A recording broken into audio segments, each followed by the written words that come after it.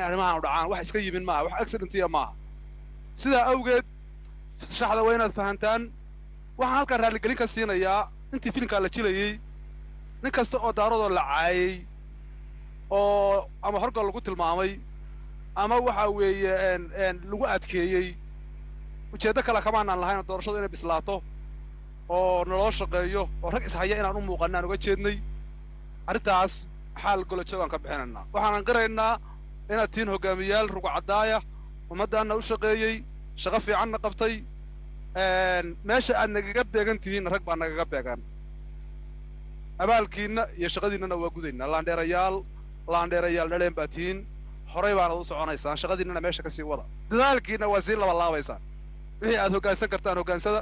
wixii idinla shaqayn karaa ha idinla shaqeeyeen wixii aad ku xamaalan kartaan ku xamaasha akoonnada inaad tabsataan baa inoo balana wixii akoon hadaynida wixii akoona aad aragtaan waa jabsanaysaa haddii ka war boqorka loo diido doorashada kuumad inuu ka soo qayb galo siad u aragtaa oo ninka asaga ishayaan uu diido in adeer doorashada kumade boqorka asagaa iskale cidna uma diidi karto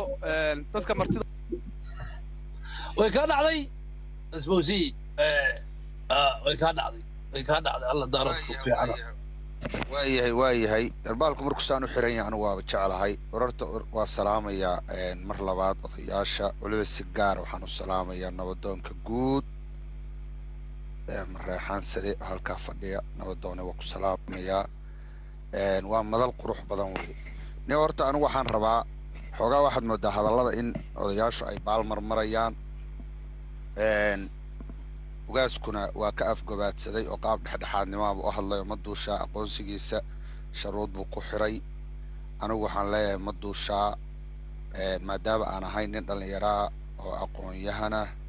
oo waxa weye maskax fayow ay ku jirto siyaasadahan social mediaha si degan ula socda dadka iska waalo oo aan raadiska aan ahayn aalanlaysgareeya oo indheeya qaabka uu duulaanka u qaaday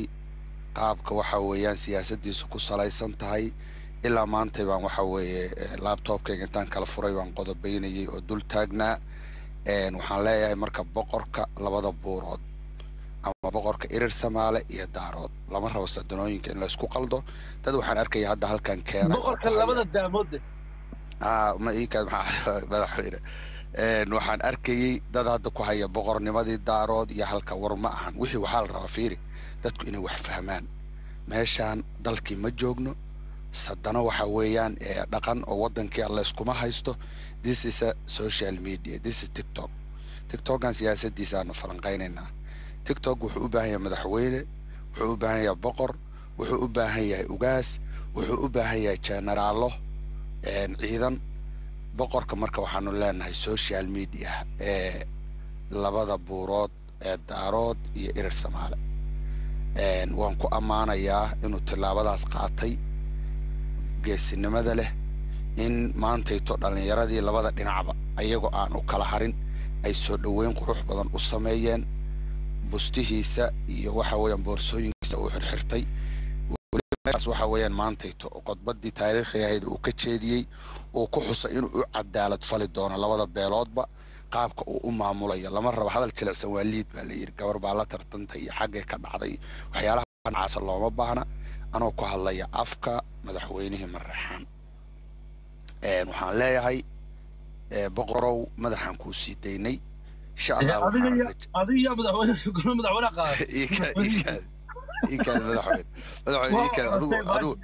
maya doorashadii internationalka saad ugu tartantayba adigu moogtahay xilkii cilluiska ah marka qaab inqilaabaan isaga qabsaday reerkana doorashaan u qaban doonaa insha allah qurux badan maadaama nabadoonkii iyo ugaaskii adigii waxoo dha aad joogtaan madaxweyne xil gaarsiinahaanahay marka waxaan leeyahay boqorka labada buurood madaxaanu kuu sii daynay doorashooyinka soo socda labada dhinacba doorashooyin baa ka soo socda adigu hadda boqorka labada dhinac baa tahay ee mataqaanaa irir samaale iyo daarood labada dhinacba doorashooyin baan anigu ogahay dhinacan irir samaale doorashooyin loo kala waa jira oo beelaha habargidar qaybo kamid a ay qabsan doonaan waxaan rajeynayaa si maamuus leh inaad uga soo dhex muuqato dhinaca daaroodna sidoo kale waxaa jira waxa weeyaan doorashooyin loo kala ayagana waxaan rajeynayaa inaad kasoo dhex muuqan doonto boqorka marka waxaan leeyahay daaroodow shaqadiisa ha loo madax banneeyo shaqadani iyo boqornimadani waa shaqo social media ee shaqo dalkii ma ahan yaan la iska laalaadin ninka raggaana markuu wax la yimaado maanta waxa weeyaan ma duushaabaa wax la yimid laalanse hadduu berri wax la yimaado inaanu dhahno waxbuu la yimid iyo waxa weeyaan seebuu ula yimid iyo fakarkaasi waa qaldan yahay ma ahan waa inaanu ku taageerno waxaa la yidhi walaalka taageer baa la yidhi hadduu qaldan yahay iyo haddii laga qaldan yahayba marorta markuu xaqii soo dhaxsado kabacdi waxa weeye arrimahaas dhinaca ka fiiri marka waxaan leeyahay ma duusha boqorow horey u soco hadalkayga saasaan kusoo gabagabeynayaa insha allahu tacaala su'aal marka ma duusha waxaad noo sheegtay inuu ka dhex qadaynayo xaafadihii hawiye